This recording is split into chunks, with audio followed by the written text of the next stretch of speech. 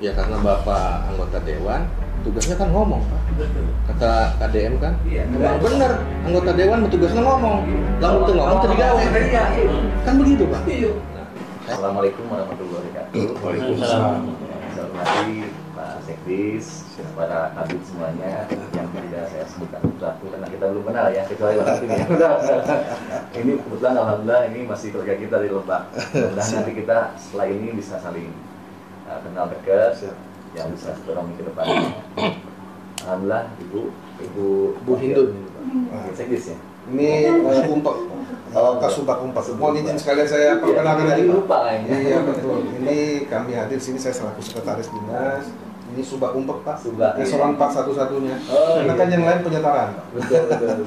Kemudian ini Pak Jatnika, Mas. Jadi ngelihat Pak Asep jadi bingung. Pak Jatnika ini bidang industri.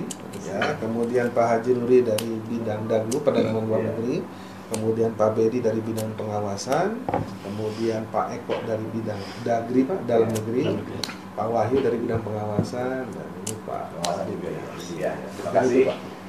Ya, alhamdulillah saya bisa berimbang kembali ya, dan ini mengganggu waktu Bapak Ibu semuanya. Sama-sama. Mudah-mudahan pertemuan singkat ini yang insya Allah kita akan berlanjutan pada tiap bulan. Ya, tujuan saya ke sini itu pertama saya bersilaturahmi.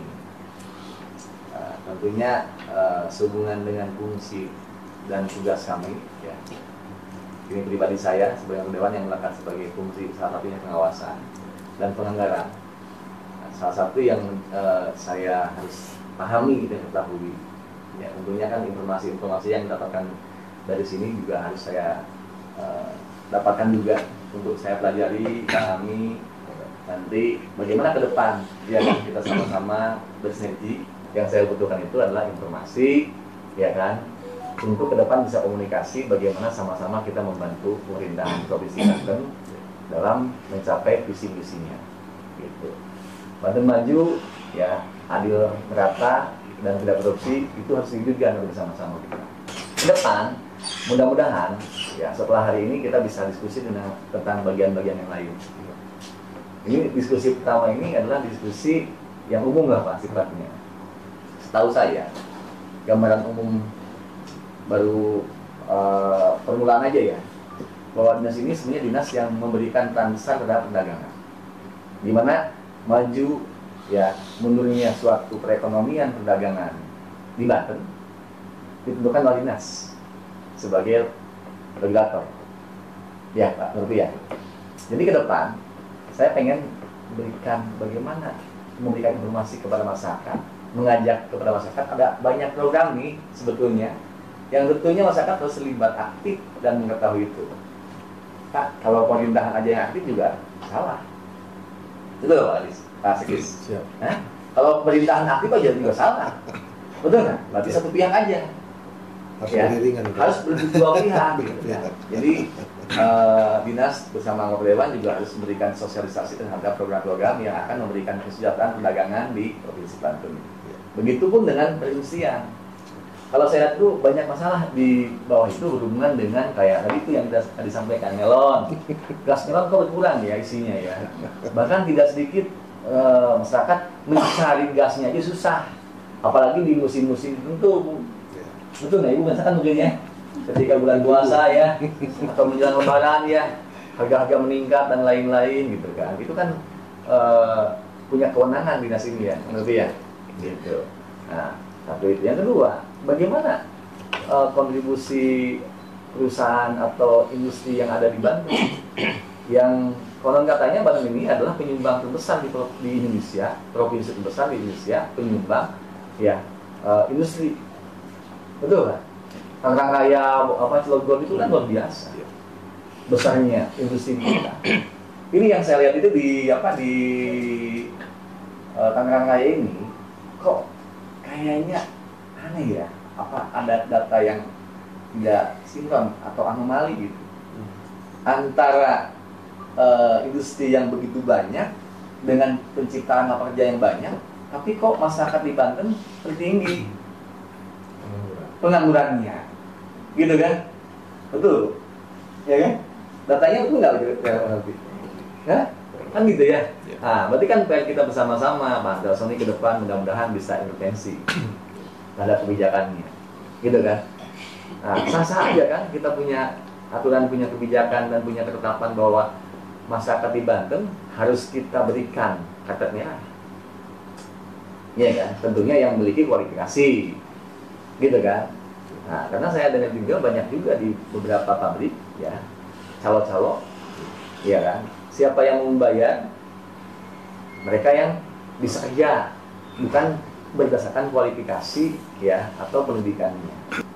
Gitu. Mungkin itu Pak dari saya, sebelum mungkin diskusi yang panjang lebarnya kita ke depan, saya minta juga data-datanya, karena nanti saya juga akan info nih supaya masyarakat mengetahui apa yang Bapak sampaikan, para kabit yang sampaikan, dan buat saya pribadi juga saya bisa memahami tentang kondisi Banten yang seutuhnya. Gitu. Untuk itu pertanyaan tadi apa catatan yang saya sampaikan mungkin tolong dijelaskan Pak. Terima kasih.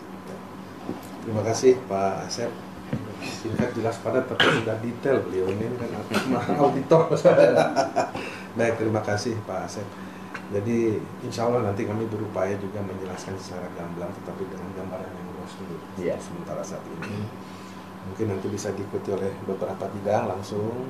Ada beberapa hal yang menjadi pilotingnya seperti apa, program kerjanya dulu seperti apa. Dari sekretariatan kami tadi kembali lagi Pak, ada juga bagian program evaluasi dan pelaporan. Dan di sini kami mempunyai untuk pusat 10 program dengan 23 kegiatan. Jadi kita pisahkan dengan 2 UPTD. Kemarin Bapak sudah pernah Ya. kami PTSI. Ya, Itu 2 beda sekali Pak. Ya, 2 program dengan 6 kegiatan Pak. Kemudian Besar, ya saya potong besar, gitu ya. Dan lumayan strategis, tapi sayang kurang rawatan. siap. Dengan kehadiran Bapak nih, kita minta mudah-mudahan bisa lebih terrealisasi lagi nanti ke depan kan, Amin. dengan pemeliharaan dan lain sebagainya. Kemudian ada UPTD PSMB yang nanti rencana Bapak bisa hadir setelah ini, ada di daerah Pakupatan. Ada 2 program dengan 6 kegiatan. Dari total itu biasa kami mengumpulkan dan menampung program-program strategis. Silakan pada saat kami nanti menampung dalam program dan kegiatan tersebut, kami tidak lepas dengan urus dari visi misi gubernur dan wakil gubernur. Dan nanti di pengejawantahannya di kami akan kita bagi kepada 4 bidang, Pak.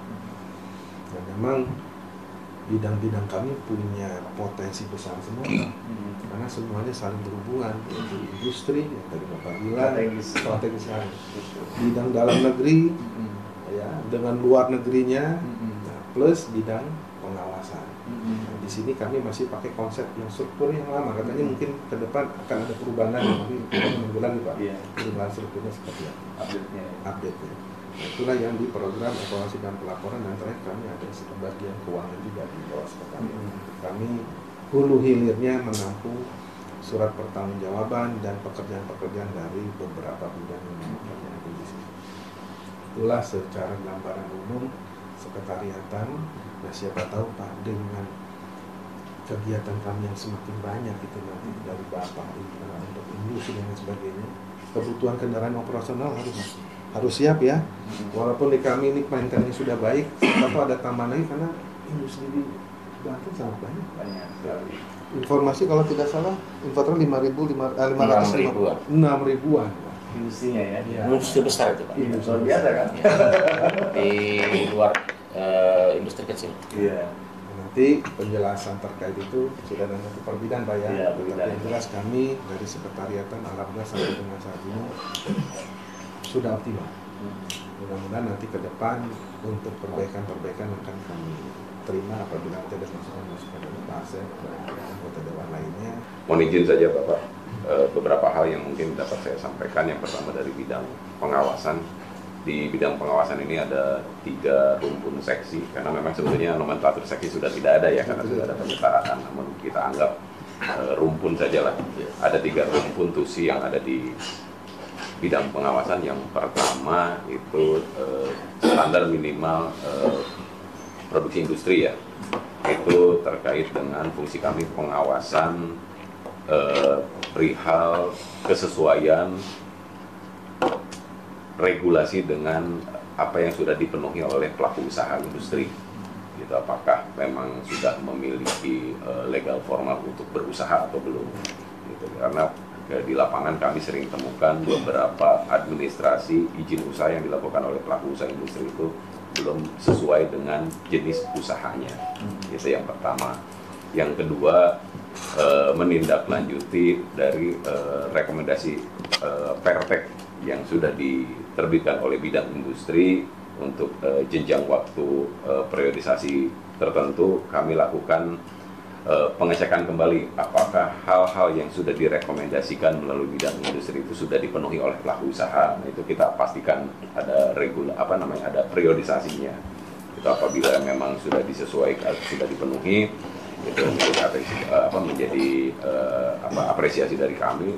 Begitupun sebaliknya apabila ditemukan di periodisasi tertentu hal-hal yang harus dipenuhi belum juga ditindaklanjuti, itu juga menjadi atensi kami untuk dilakukan penindakan. Gitu. Ada beberapa contoh yang sudah kami lakukan baik secara mandiri dari bidang pengawasan Disperindak ataupun dengan satgas dari Indak Polda ataupun dengan satgas dengan Kemenperin. Beberapa pelaku usaha yang memang masih melakukan pelanggaran yang ada di Provinsi Banten, khususnya terkait dengan produksi barang-barang yang memang terklasifikasikan diwajibkan memiliki sertifikasi SNI wajib. Itu masih ditemukan di 2 tahun terakhir ini. Legalitas ya, administrasi. Contoh hal yang banyak pelanggaran terjadi yang ada di Banten itu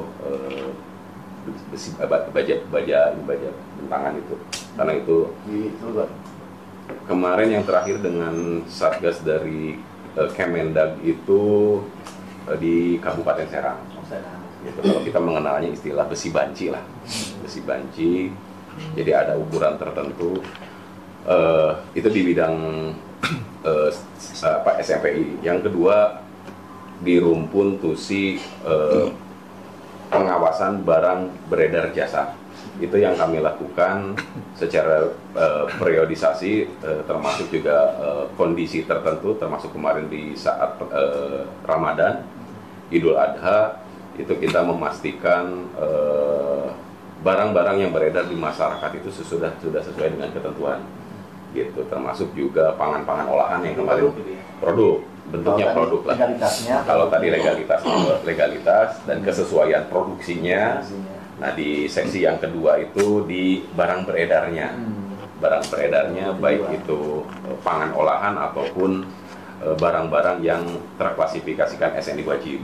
Gitu. Di saat kita temukan hasil pengamatan di lapangan, kami uji labkan apakah produk tertentu itu memang sudah sesuai dengan standar klasifikasi SNI atau belum. Karena ada beberapa pelanggaran yang dilakukan pelaku usaha sudah mencantumkan logo SNI, namun setelah kita cek nomor registernya tidak terdaftar di Kemenperin. Gitu. Dan hal-hal terkait dengan penindakan secara hukum, ada kewajiban kami untuk selalu berkoordinasi dengan Korwas dari PPNS baik di Polda ataupun di Mabes, termasuk dengan kementerian terkait. Ya. Jadi penindakan kita tidak bisa lakukan secara mandiri OPD di Disperindak. Hubungan kayak dulu lah kalau di betul seperti itu, karena ada satgasnya juga. Oh, yang terakhir juga TPK juga terkait dengan penguatan kelembagaan BPSK, itu juga ada bagian dari perlindungan konsumen. Itu yang alhamdulillah ya untuk secara kelembagaannya kita menjadi tugas di kita untuk terus dilaksanakan penguatan untuk kelembagaan BPSK. Alhamdulillah belum 1 tahun kita sudah. Kalau pengawasan ini saya potong, kalau pengawasan tentang penyimpangan perusahaan, contohnya kayak limbah-limbahnya, ya kan, perusahaan kan udah membuat standarisasi belum sih gitu kan. Okay. Nah, maksud nggak kayak ini? Jadi sebuah industri itu terklasifikasikan kurang lebih 3, Pak.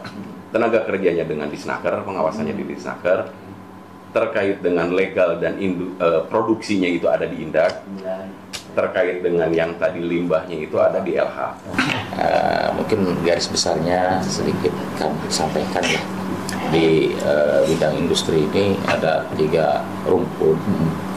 Yang pertama industri, dari industrian, yang kedua IKM. IKM itu apa? IKM, industri kecil menengah. Kalau UMKM-nya Bidinpol, UMKM-nya di sini. Dan yang ketiganya itu SDI, sumber daya industri. Ya SDM ya, sumber daya SDM-nya. Kegiatan di industri ini ada dirumpunkan dalam satu perda adalah RPIP, Pak. Di situ kegiatan-kegiatan ini selama 10 tahun itu sudah tertuang di situ, Pak. RPIP itu apa, Pak? Rencana Pengembangan Induk Provinsi. Di RPIP ini yang disahkan di tahun 2020 sampai 2040 ini, itu adalah program-program yang kaitannya dengan perindustrian, Pak. Peningkatan IKM-nya, pembinaan IKM-nya, pengembangan sumber daya industrinya, itu termasuk produk-produk unggulan yang ada di Banten. Dari RPIP ini ada turunannya juga nanti dengan kabupaten kota, Pak. Itu RPIK. Sementara ini baru 4 kabupaten kota yang sudah mempunyai RPIK. 4 kabupaten kota. Jadi dari 8 kabupaten kota yang provinsi ini, baru 4 yang sudah menyusun RPIK-nya dan sudah diperdakan. Nah, khususnya di bidang industri, perindustrian ini punya tanggung jawab terkait perizinan berusaha, Pak. Itu kepanjangan dari PKPM atau PTSP. Kami diamanatkan oleh gubernur dan di-SK-kan oleh gubernur sebagai tim teknis untuk proses perizinan berusaha yang melalui OSS RPA dan SINAS. Dari 6.400 industri besar yang ada di Banten, itu terbagi kembali, Pak, yang menjadi kewenangan provinsi, menjadi kewenangan kabupaten kota, menjadi kewenangan pusat. Untuk menjadi kewenangan pusat itu adalah industri PMA, penanaman modal asing. Nah, ini perizinannya penerbitnya Kementerian Perindustrian, tetapi lokasinya itu ada di Banten. Hal ini mungkin kaitannya nanti dengan pengawasan yang melekat di Pak Nopri. Nah, bagaimana regulasi legalitas perizinan berusahanya ditempuh, gitu kan. Kalau untuk yang menjadi kewenangan provinsi itu hanya 4.300. Banyak juga. Klasifikasi untuk penentuan kewenangan kabupaten dan provinsi ini itu dilihat dari modal investasi, Pak. Investasi di bawah 10 M itu menjadi kewenangan kabupaten kota sampai industri menengah kecil ya, Di bawah 10 M. 10 M. Kalau 10 M ke atas itu menjadi kewenangan Sampai tidak terbatas. 10 M ke atas saja itu menjadi kewenangan ke provinsi untuk penerbitannya perizinan berusahanya. Nah, kita yang tadi Bapak sampaikan, betul Pak, pengalaman kami di lapangan, karena kami ada kewajiban verifikasi kesesuaian regulasi legalitas perizinan berusaha dikala mau penerbitan perizinan berusahanya. Banyak keluhan-keluhan dari pelaku usaha, Pak, terkait penerimaan pegawai. Penerimaan pegawai ini banyak joki,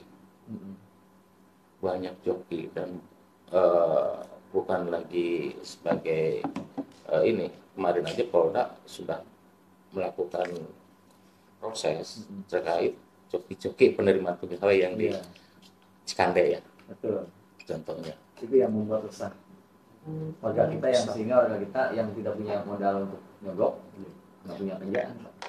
Nah, keduanya juga ini banyak sekali aksi-aksi premanisme, Pak, yang meresahkan pelaku-pelaku usaha. Kayak oknum-oknumnya.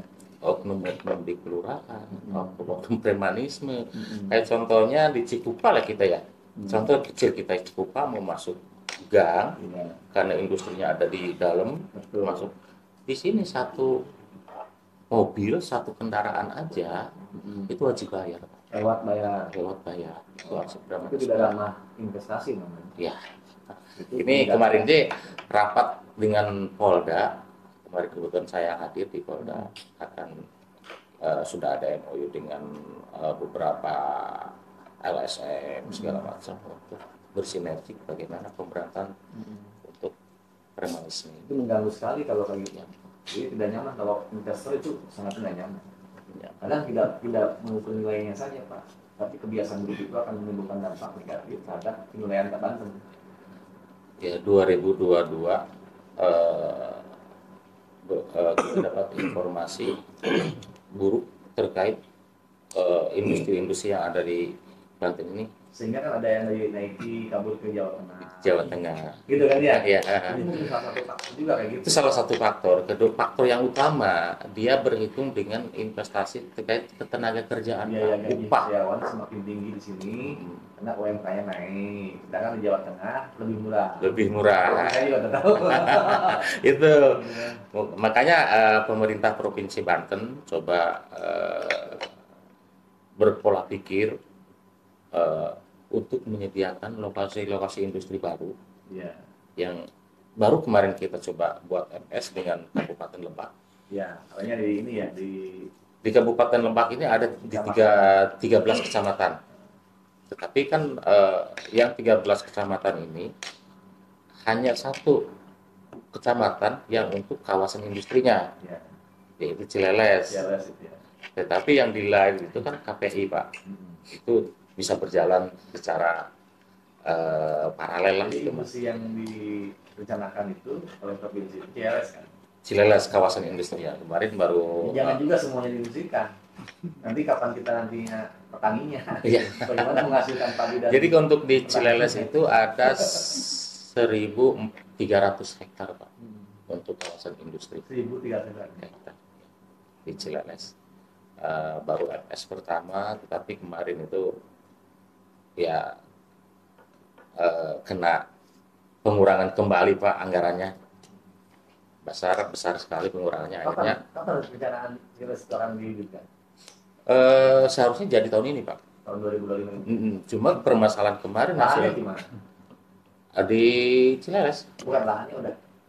lahannya sudah siap, Sudah udah pembebasan. pembebasan semua. Ya, jadi permasalahan kemarin kita punya situ karya, tetapi tidak menyediakan, tidak bisa mensuplai air baku industri ke Cileles. Karena lokasinya, Pak. Bukannya dari setahu informasi saya dapat informasi dia bisa mensuplai ke BSD. Ya, kalau untuk daerah Jakarta, Tangerang, Serang itu. Tapi kalau untuk daerah Cileles, hasil dari kajian ini nggak bisa. Jadi ada mungkin rencananya dari Bapeda dan PUPR di Banten ini akan mencoba membuat embung tersendiri, terpisah. Biaya. Ya, ya itu makanya, Pak. Kemarin itu masih 1.300 hektar itu industri apa saja itu, Pak? kalau kemarin yang disampaikan oleh teman-teman di Desperindag Kabupaten Lebak itu hanya 6 klasifikasi industri yang akan di sana. Klasifikasi yang Ya, klasifikasi 6 itu untuk makanan minuman, untuk industri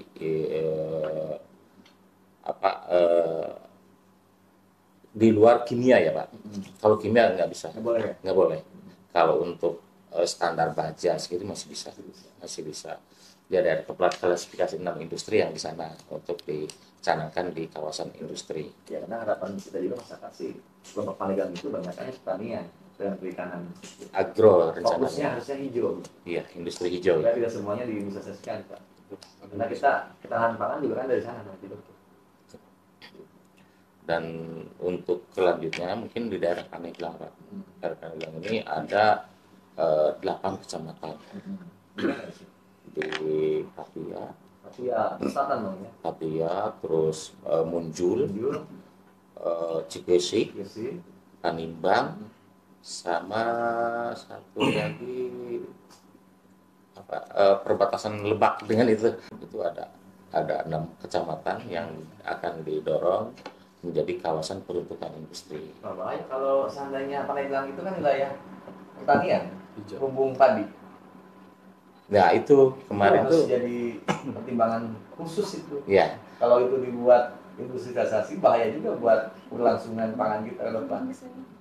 Makanya kemarin itu masih dalam tahapan penelitian, pengawasan, biar tidak mengganggu pertanian itu, Pak.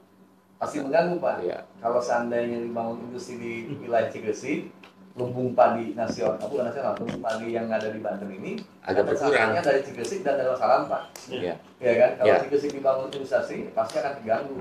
Nah, itu harus kajian mendalam lagi. Dan itu akan berdampak ke depan pertanian kita itu rusak, Pak. Kalau seandainya di wilayah selatan ya dibangun industri di sana. Untuk perizinan mungkin itu yang perlu kami sampaikan, Pak. Sementara ini untuk perizinan untuk industri itu lain halnya dengan teman-teman di LH, ya. Padahal itu sebagai persyaratan dasar di PUPR terkait IMB atau PBG-nya dan di Snaker gitu kan, itu ada kaitannya dengan retribusi Iya, pemasukan daerah. pemasukan daerah. Tapi untuk perizinan sendiri sampai sekarang juga ada, Pak. Tidak ada retribusinya. Ya. Mungkin karena padahal itu kami ini di ujung, Pak. Kan tujuan berita itu mempermudah investor, Ya. mempermudah dan memurahkan biaya supaya para investor datang membangun Banten. Betul. Kan bukan pada izinnya, tapi kepada menciptakan lapangan kerjanya. Tetapi apa yang disampaikan keluhan dari para pelaku usaha ini terkait dengan retribusi yang wajib ya. Pertama dari coba PBG. PBG ini retribusinya sangat besar sekali, Pak. Sangat besar sekali untuk PBG. Kedua, izin lingkungan juga sama. Besar sekali. Sangat mahal. Dan yang terutama di ketenaga kerjaan ini mungkin Banten kayak di Jawa Timur, di Jawa Barat itu ada pergub yang notabene wajib merekrut tenaga kerja lokal 60%. Gitu. Kita sih itu. Gitu. Harus sana gitu. Iya. Karena sementara ini kita bisa, yang Bapak sampaikan itu tenaga kerja yang ada sekarang itu semua dari Lampung, Iya. dari Jawa, Iya. dari apa? Kita ini sebagai tuan rumah itu hanya menjadi penonton. Sedikit saya juga sampaikan kemarin hasil rapat dengan Bu Virgo, termasuk Pak Andra Soni juga ada. Banten ini lagi nangkep 30 investor yang akan masuk, Pak. Mudah-mudahan jadi. Dari Korea dan Cina ya. Ya ini makanya Bu Virgo lagi sinergik dengan kabupaten kota. Jangan sampai kecewa investor yang diisukan dari LG ya. Iya. LG yang udah sekian triliun mau masuk kan lari ke Vietnam kan. Kalau kita ada apa gitu kan. Mungkin untuk sementara itu Pak dari Ya. kami Terima dari kasih, itu Pak. mungkin di pertemuan kedua bisa lebih ini dengan Pak Kabid. Nanti kita jadwalkan Ya, Pak. Karena ini menurut saya yang di antara bukan berarti yang lain dia tidak menarik ya. Iya. Tapi yang menyumbangkan kontribusi besar terhadap kemajuan di Banten itu industrialisasi. Betul. Kita harus menyumbangkan informasi yang seluas-luasnya kepada masyarakat Banten supaya masyarakat Banten bisa kerja, ya, bisa bersaing dengan daerah lain. Yang ada di Banten ini tidak boleh orang lain lebih dulu, harus kita lebih dulu. Dan ada perlindungan terhadap nasib masyarakat di Banten adalah intervensi yang pimpinan kita, gitu kan ya? Yaitu untuk Banten ke depannya. Baik, Pak Asep, ini tadi dari bidang industri, kemudian dilanjut dari bidang perdagangan luar negeri. Perdagangan. Pak Haji Ruri, silakan. Luar negeri, Pak ya? Ya, Terima kasih. Assalamualaikum warahmatullahi wabarakatuh. Waalaikumsalam. Saya hormati Pak Asep di Komisi 2 ya Pak. Iya. Tapi sebelum melebar, Pak Asep harus tahu dulu sebetulnya di Sprindag itu apa. Satu rumpun ekonomi kan Pak, Iya. salah satunya gitu kan. Misalnya saya di bidang daglu nih Pak, di bidang perdagangan luar negeri Luar negeri, ya. ada 3 Pak. Jadi hanya sampai eselon 3 aja di bidang. Nah kita banci Pak, mau ngerjain apa? Yang namanya fungsional kalau guru yang ngajar, Iya. jelas. Betul. Saya fungsional apa namanya APAM ya, Analis perdagangan ahli muda. Apa yang saya analisa? Ya karena Bapak anggota dewan, tugasnya kan ngomong, Pak. Kata KDM kan, memang benar anggota dewan tugasnya ngomong. Lalu itu ngomong tadi gawe. Kan begitu, Pak. Nah, saya ngomong. Karena ada tempat tempat ngomong kan gitu. Diskusi. Ini bahan untuk kita evaluasi, Pak. Gitu. Jadi supaya Bapak kayak kerja kan? oh iya dong. Oh iya. Apa yang saya harus kerjakan sebagai analis perdagangan, Pak? Gitu. Apa nih gitu di bidang perdagangan luar negeri nih? Iya. Tapi dalam kesehariannya ya pekerjaan-pekerjaan yang sudah sesuai dengan seksi. Jadi yang sebelum saya jelaskan kepada tupoksi kami di Daglu ya saya harus ngomong. Mau sampai kapan saya seperti ini? Jadi poinnya Pak, dari kabin yang saya pengen tangkap dari kabin ya, kabin bidang luar negeri, itu poinnya apa sih hasil yang kerjaan yang diciptakan? Jadi outputnya itu Pak, satu melakukan pembinaan terhadap pelaku-pelaku usaha, terutama IKM, berorientasi ekspor produknya. Yang kedua kita melakukan promosi perdagangan seperti kita ajak ke pameran-pameran yang internasional gitu Pak. Dubai. Nah, kami di bidang perdagangan luar negeri yang tidak pernah ke luar negeri. Yang nggak nyambung dong? Ya di akhirnya karena keterbatasan anggaran Pak. Ya. Gitu. Jadi yang namanya promosi itu jangan samakan kita makan cengek atau cabai digigit laju bayi pedas. Yang namanya promosi itu kerasanya itu nanti bisa saat itu juga tergantung. Dan jangan hitung-hitungan promosi itu misalnya kita mengeluarkan 100 menghasilkan sekian harus 100 tidak. Ya. Itu proses Pak. Proses. Jadi bisa berlipat-lipat gitu. Nah, ini kan kadang-kadang pimpinan apalagi di anggaran itu hitung-hitungannya kan harus seperti itu Pak. Mau dapetin berapa? Anda ngeluarin. Ya, secara bisnis. Secara bisnis akhirnya. Padahal tidak Pak. Kita pemerintah daerah memfasilitasi para pelaku usaha itu supaya bisa terbuka. Ya. Gitu. Oke Pak, jadi saya tangkap.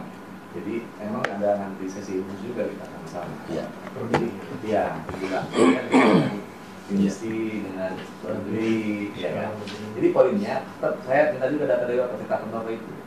Tugas pokok Bapak apa, sebetulnya yang dihasilkan itu harusnya apa, tapi pakainya bagaimana gitu. Supaya kita bisa mengangkat mereka. Iya. Supaya ini edukasi, ya kan. Siapa tahu nanti kan ada suatu perubahan atau reformasi birokrasi yang dihasilkan di pemerintahan Komisi. Nah seperti kemarin Pak yang Bapak sebutkan tadi Dubai Expo, itu Pak surat permintaannya itu gencar sekali datang dari pusat. Banten disediakan pavilion, tapi kita tidak mempunyai anggaran. Tapi alhamdulillah kemarin ada kerjasama dengan SGU, Swiss German University. Nah mereka yang berangkat. Ada. Gitu. Tapi kan seperti apa ya? Kita Banten loh gitu. Ada Pak pelaku ini Pak, pelaku usaha kecil yang bisa menghasilkan atau yang buat sisa itu di Banten banyak. Dan itu dijual ke Timur Tengah. Nah itu bagaimana cara mempromosikan dan membantu memfasilitasi itu gitu. Nah kemarin kita sudah jalan itu Pak. Itu ada di Walantaka sini Pak. Pabriknya gitu. Nah sekarang tutup. Kenapa Pak? Karena China meminta dengan kelapa-kelapanya habis dong. Habis salahnya. Iya. Dan itu ceritanya bukan cerita Ruri Pak, tapi cerita dari pelaku usaha. Dan mahal apanya Pak? Mahal. Karena China ingin dengan kelapa-kelapanya satu airnya itu kan bisa membuat si dagingnya itu fresh, susu. Terus si batoknya ya itu tadi buat baterai kan. Semua pakai. Oke, nah itu. Jadi saya akan kelapa Pak, enggak buat. Jadi pengusahanya di sini Pak. Kan dan kita sempat lakukan pelepasan ekspor Pak. Jadi tiga itu yang di bidang Daglu. Artinya saling beririsan, Pak. Dan kita adalah IPSKA, instansi penerbit surat keterangan asal. Jadi selain 4 yang sudah ada terdahulu di Cilegon, Kabupaten Serang, Kabupaten Tangerang, dan Kota Tangerang, kita terakhir bisa mendapatkan izin untuk menerbitkan IPSKA. Gitu. Bapak minta catatan tadi itu ya? Siap. Nanti kita WA. Siap. Termasuk tadi gini, ada peluang-peluang apa di Provinsi Banten yang bisa kita ekspor keluar? Iya. Coba catatan tadi, nah, kewajiban kerjaan yang rutin itu, Iya. tujuan di bidang luar negeri itu bagaimana, dan sehari-hari bagaimana, nggak matching kan? Nah, kita matching kan, itu pas kita matching, iya kan? Iya betul nggak? Ini masih link. Nah, gitu. Terus potensi produk kita yang bisa dijual luar negeri dari Banten itu apa? Iya. Nanti kita akan bawa itu supaya dibahas, supaya menciptakan kesejahteraan buat pengusaha-pengusaha kita. Nanti mungkin ini kulitnya saja Pak. Nanti saya malah bahkan saya pribadi ingin berdiskusi dengan Bapak kaitannya dengan pengembangan di perdagangan dalam negeri. Karena banyak sekali, betul tadi apa yang disampaikan Pak Ruri. Ini kita tuh banyak sekali PR, tapi kita diberi pelurunya sedikit. Yang pertama kali masalah PDP. PDP ini adalah pusat distribusi provinsi yang kita sudah ada lahan 10 hektar di daerah Kopo. Kopo mana, Pak? Majak, Kopo Majak. Oh, Jadi masuknya wilayahnya Serang, Kabupaten Serang. Kabupaten Serang. Jadi memang itu juga kami melakukan kajian itu sudah di zamannya sebelum saya masuk ke sini Pak. Dan ini punya potensi Pak untuk Banten Pak. Salah satunya tadi PDP, makanya nanti mungkin kami diskusi lebih panjang lagi nanti Pak, karena ini waktu mungkin terbatas. PDP ini harus kita manfaatkan seperti apa, karena ini adalah fungsi dari ketersediaan pasokan Pak. Ini salah satu fungsi dari pengendalian inflasi Pak, yaitu ketersediaan pasokan. Nah, saat kita ditanya Pak, beras Banten berapa? Mungkin 5, provinsi 5 terbesar Pak, produsen Banten, gabah. Seluruh Indonesia itu nomor 5 kita. Betul. Tapi kalau ditanya, mana berasnya atau gabahnya? Nggak ada Pak. Karena sistem distribusi kita juga tidak bisa terpantau.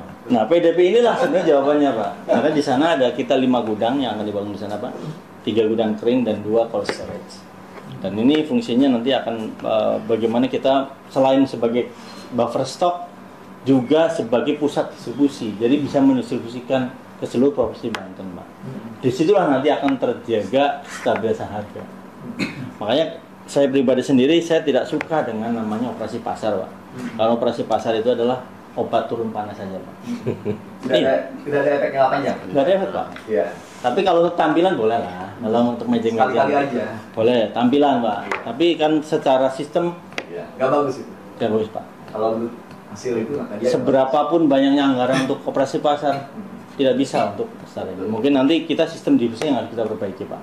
Kebetulan kami di Analisis Perdagangan Muda ini salah satunya dulu namanya seksi sarana dan sistem distribusi perdagangan Pak. Sebenarnya otaknya perdagangan dalam negeri ada di situ Pak. Karena seksi satu lagi bina usaha itu adalah bagian dari UMKM lah ya. Nanti mungkin kedepannya menjadi UKM yang nanti bisa ekspor. Nah satu lagi stabilis harga Pak. Stabilis harga kan turunan dari tadi sistem distribusi tadi Pak. Sebenarnya yang tadi Pak Novi sampaikan, buat apa kita tahu harga di pasar Pak? Cuma hanya tahu aja, itu etalase saja Pak. Tapi nggak tahu bagaimana kita menurunkan harga, menaikkan harga, tidak bisa. tidak punya Kalau agensi. kalau kita nggak punya sistem distribusi Pak, peta logistik kita nggak punya, rantai pasok kita nggak tahu. Untuk minyak rantai pasoknya berapa? Nggak tahu. Beras seperti apa? Nah, mungkin di sini Pak nanti kami sih inginnya ada anggaran yang memang lumayan lah di sini untuk pertama kali kita punya peta logistik Pak. Jadi setelah PDP tadi itu kan sarananya Pak, sarana perdagangannya. Nah, untuk sistemnya kita harus punya peta logistik Pak. Kita menggambarkan peta distribusi di seluruh Banten. Jadi kita memetakan di mana tuh gudang-gudang yang memiliki tadi sembako di mana, minyak di mana, beras di mana, kemudian sekaligus kemana dia mendistribusikan dan sampai ke jumlahnya. Nah kita sekarang lagi bangun Pak. Nah terus terang kami berhenti di tahun 2024 ini Pak karena efisiensi Pak. Kami tidak ada anggaran, dapat anggaran lagi sehingga kita mandek hanya kemarin baru menata gudang Pak. Jadi Gudang di mana? gudang-gudang di seluruh Banten, Pak. Ada berapa gudang? Ada gudang sekitar ada 4 ribuan, Pak, untuk yang terdaftar. Dan itu datanya dari kabupaten kota juga. Tapi punya swasta kan? Iya. Nah, itu satu, Pak. Itu nanti kualitasnya, Pak ya. Nah, ada satu lagi, Pak. Kita harus punya gudang sistem resi, Pak. Sistem resi gudang. Yang memang nanti bisa di Banten ada 2, Pak. Di Lebak dan di Teluk Lada Pandeglang. Ini belum dimanfaatkan secara optimal, Pak. Gudang ini. Sistem resi dibangun oleh Kementerian Perdagangan. Bukan kayak belum itu. Bukan, Pak. Jadi gudang itu, Pak, udah ada alat ininya, penggilingan padinya, walaupun memang masih yang lama, Pak, belum modern, Pak. Udah lama ya. Ya. Ya belum kan yang ini kayak belum itu ya. Kayak blok, tapi itu nanti sebenarnya diperuntukkan untuk pemerintah kabupaten kota mengelola sistem resi gudang. Jadi Nyatanya nggak jalan. gak jalan, Pak, belum jalan. Itu kan sayang juga ya. Sayang, Pak, sayang. Ada anggaran besar tahun 2019 dibangun, Pak. Sampai sekarang belum pernah dijalan. Di kita itu pengolahan padinya itu ya kurang bagus, bahkan tidak ada yang bagus. Paling ada yang lemah di sini, swasta, sehingga tidak dikontrol sama kita. Coba kalau seandainya, ya mudah-mudahan Pak Gub nih, ya kan, punya tujuan ke sana. Padinya besar di kita itu, luas area padinya, hasilnya luar biasa banyak, tapi hasil gasnya, iya kan, banyak dihasilkan yang bagus-bagus lewat kawah. Pak, Karawang juga Pak, nggak banyak sih yang bagus-bagus, yang biasa-biasanya juga lebih banyak, tapi mereka lebih terampil pengolahannya, gitu kan? Tapi di kita, udah pengolahan mah nggak bisa diapa-apain, orangnya SDM-nya gitu. Yang penting bagaimana menciptakan alat yang baru, benar, yang cepat, Pak. Begitu panen raya, musim hujan itu nggak langsung diolah oleh mereka, sehingga gabahnya Pecah. bukan pecah, ini kuning, sehingga ke gasnya juga jelek. Tapi kalau punya pengolahan air pengering yang 80 ton sehari, Keren. ya kan, atau bisa bikin 2 kali, Pak, atau bisa mungkin 100 ton, ya kan, kayak Wilman lah, gitu ya. Tapi minimal kita setengahnya lah gitu. Betul bisa nggak? Bisa. Jadi kalau fokus, saya menganalisis ini fokus kita itu nggak sana. Harus ada terobosan baru ke depan di tiap dinas. Abaikanlah yang tidak penting lah, seremonial. Fokus dulu tahun ini, tahun depan besok ini. Udah diacak-acak. Anu iya dijadi, KB acak-acakan. Itu, Pak. Jadi yang metek. Betul nggak? Betul, Pak. Gitu. Harus ada yang berkembangnya dulu tahun ini, tapi dimajukan tahun ini satu bidang. Karena kalau dibangun semuanya nggak bisa, anggarannya satu bidang dulu dibangun. Ke depan harusnya industri yang dihasilkan dari kita, ya apa saja untuk kebutuhan di kita, ya berapa yang keluar dari provinsi Banten. Itu harusnya bisa diukur. Betul nggak? Nah, udah harapannya tentang itu. Jadi ketika industrialisasi yang begitu banyaknya 6.400 industri di kita, untuk memenuhi kebutuhan orang Banten sangat surplus. Seharusnya. Iya, betul nggak? Pasti surplus. Ya, idealnya gitu. Iya kan? Betul nggak? Nah, dengan berbagai produk itu, kita itu membeli produk dari luar itu sedikit, Pak. Kita yang mengekspor keluar, baik lokal maupun internasional. Kan gitu ya? Nah, kita di sini Pak Novi harus punya data biar tidak mengambil kesalahan dalam kebijakan kita, tidak mengambil keputusan yang salah, karena data itu berapa produk yang dihasilkan dari industri, berapa kebutuhan ya internal provinsi Banten, pasar kita, dan berapa yang kita keluar provinsi atau keluar negeri.